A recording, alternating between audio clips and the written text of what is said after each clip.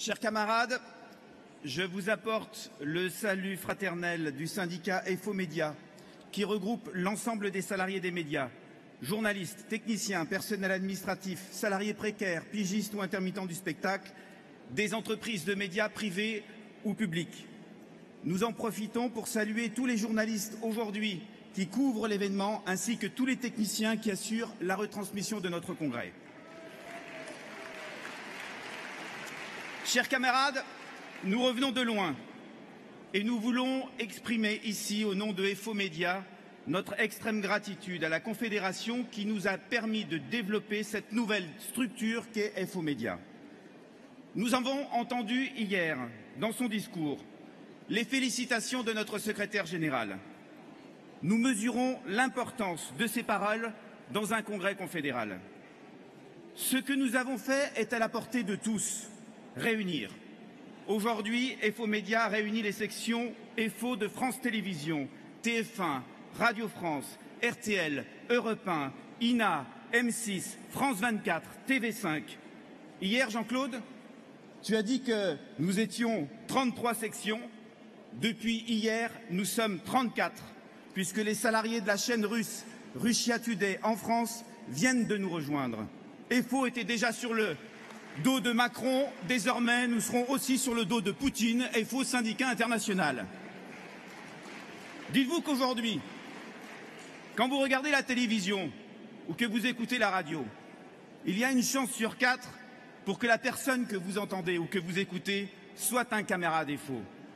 Et pourtant, lorsque EFO avait décidé d'investir sous la houlette de François Chazot, notre secrétaire général de la Fédération des arts du spectacle, de l'audiovisuel et de la presse, les médias, nous n'étions par exemple qu'à 3% de représentativité à France 3. Aujourd'hui, dans tous les secteurs des médias, EFO est un syndicat majeur. Alors, comment nous avons progressé? Par la négociation et par la réalité du terrain. Quand c'est bien, il faut le dire. Quand ce n'est pas bien, il faut le dire aussi. Être objectif. Vous savez que certains d'entre vous nous ont empêchés de dormir cette nuit. Une des questions qui nous est posée pour ce congrès, c'est voter pour ou contre le rapport d'activité. Hier, nous, à EFO-Média, nous l'avons encore lu. Mais est-ce que vous tous, vous l'avez vu? Lu. Comment, objectivement, à la lecture de ce rapport, nous pouvons être contre? Dans la première page du rapport, il y a des photos de tous ceux qui sont concernés par ce rapport. Ils sont là, devant nous. Nous y voyons bien sûr Jean-Claude, nous y voyons aussi Pascal. Ce rapport confédéral engage l'ensemble du bureau, pas celui d'un homme. Après, comment voter contre ce rapport? Objectivement, la situation financière est saine.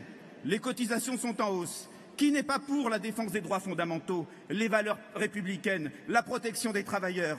À EFO-Média, nous voulons féliciter le bureau confédéral pour le rapport argumenté, travaillé, bien écrit et très intéressant. Et puis, que se passerait-il si nous ne votions pas le rapport? Comment Pascal pourrait légitimement devenir secrétaire général? Ne nous cachons pas derrière notre petit doigt. Ceux qui votent contre le rapport d'activité veulent d'abord briser un homme. Il s'agit donc davantage d'un acte politique. Et la politique, c'est à coups de pied aux fesses qu'on l'a fait sortir de EFO.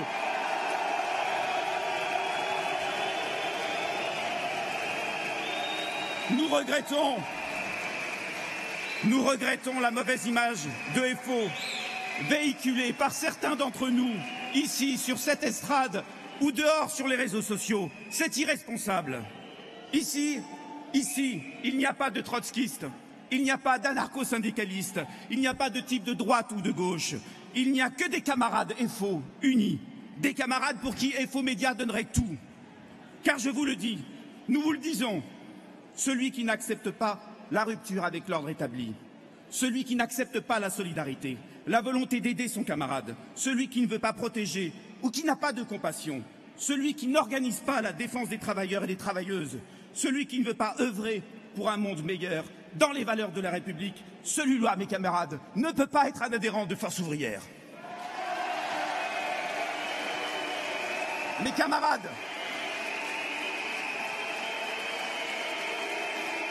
Mes camarades, le syndicat Force ouvrière.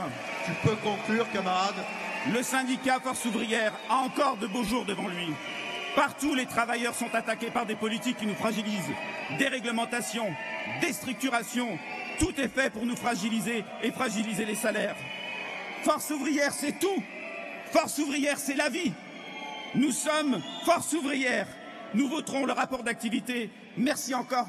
Vive FO, vive le syndicalisme libre et indépendant.